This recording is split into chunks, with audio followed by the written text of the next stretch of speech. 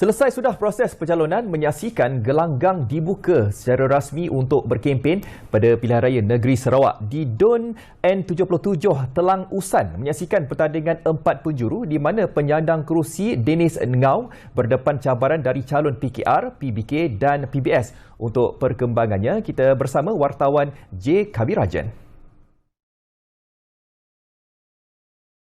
Terima kasih Halina. Di studio secara rasminya sudah dibuka gelanggang untuk pilihan raya negeri Sarawak selepas selesainya proses pencalonan pada hari ini di semua pusat-pusat penamaan calon. 82 pusat penamaan calon menyaksikan pilihan raya negeri Sarawak secara rasmi telah pun membuka gelanggang untuk semua calon untuk berkempen sehingga pukul 11.59 malam 17 Disember hari Jumaat. Dan hari ini menyaksikan di DUN N77 menyaksikan pertandingan 4 penjuru di mana penyandang kerusinya Dennis Ngau dari Parti GPS Gabungan Parti Sarawak, dari PBB Parti Pesaka Bumi Putra Sarawak akan bertanding menentang 4 calon iaitu Jau Jok Jenggo dari PSB Parti Sarawak Bersatu, Flip Jauding dari PKR dan juga Luhat Wangau dari Parti PBK Parti Bumi Kenyalang. Dan pada 2016, Dato' YB Dennis Ngau telah pun memenangi kawasan ini dengan majoriti 167. Dan bersama saya ketika ini adalah YB Dennis Ngau. Terima kasih YB kerana sudi bersama kami dalam buletin bernama pukul 1 petang ini. So YB selesai sudah proses pencalonan. So bagaimana YB melihat peluang YB dalam PRN kali ini untuk DUN N77 Telang Usan? Terima kasih Zara Kawi dan juga kepada penonton yang menonton siaran TV ini pada ketika ini. Kita sebenarnya rasa lega dan penamaan calon telah berjalan dengan lancar baik mungkin sebab kita telah menyangkakan PRN 12 Sarawak ni diadakan pada ujung tahun lepas disebabkan pandemik COVID yang ditunda-tunda dan of course di declaration of emergency oleh Tuan Agong yang tidak membenarkan ketika itu. Jadi bagi kita di pihak Parti GPS, secara jujurnya kita telah melayan kawasan kita sejak tahun 2016 lagi. Setiap waktu, setiap masa kita telah melakukan apa yang terbaik dan hasilnya dapat dilihat di seluruh kawasan di mana penduduk kita di Telang Usan ini telah menikmati projek-projek yang membawa kebaikan. Untuk pengetahuan saudara-saudari penonton yang mungkin pertama kali dengar N77 Telang Usan ini, kita ni sekarang ini kita berada di Pekan Long Lama. Kalau kita tengok map negeri Sarawak, seolah-olah kita ni di tengah hutan belantara, di kawasan yang sangat terhulu.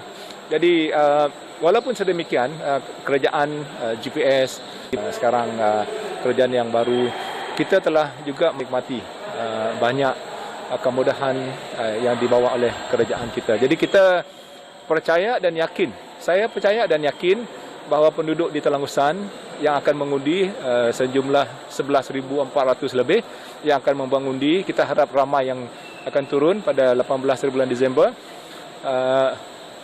Saya yakin mereka dah buat pilihan, tahu siapa yang mereka mahu jadi kerajaan yang akan membawa Telang Usan dalam 5 tahun yang akan datang. YB, kalau kita lihat pada PRN 2016, YB menentang calon PKR, tapi kali ini 4 penjuru. Bagaimana YB melihat peluang YB dan apakah manifesto yang YB ingin bawakan kepada Telang Usan pada PRN kali ini? Ya, dalam sebuah negara demokrasi, we expect benda macam ini berlaku. Sebelum ini pun ada desas-desus mengatakan sampai 5 penjuru, ada 6 penjuru. To me, berapapun dia, kita sudah bersedia.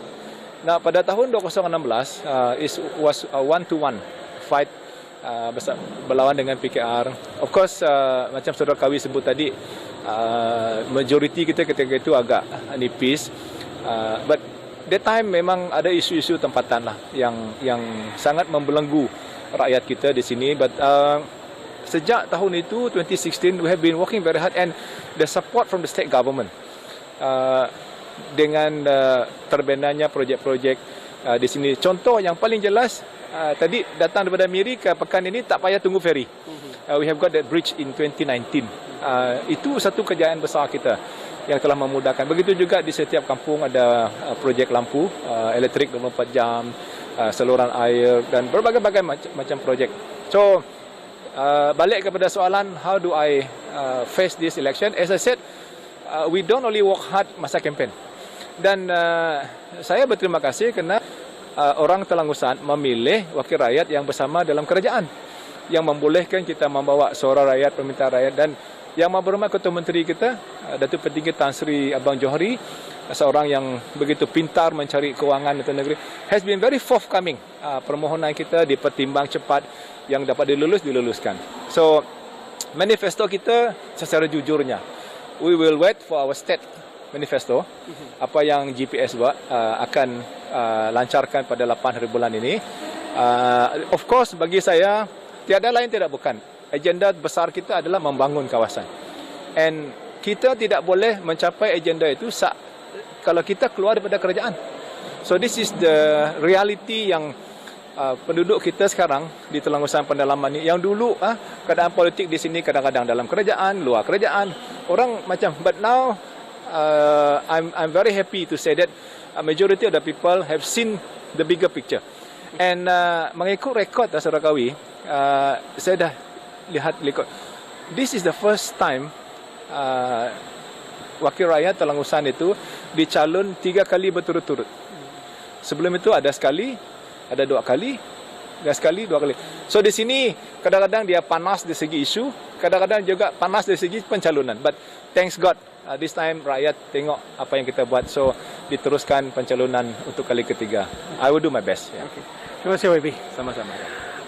Maka secara rasminya telah bermula proses kempen pilihan raya negeri Sarawak dan sama-sama kita menyaksikan pengundian pada Disember 18 menyaksikan pilihan negeri Sarawak pengundi Sarawak akan memutuskan kerajaan baru di negeri Sarawak. Sekian saja laporan saya dari Long Lemak, Sarawak. Kita kembali ke studio.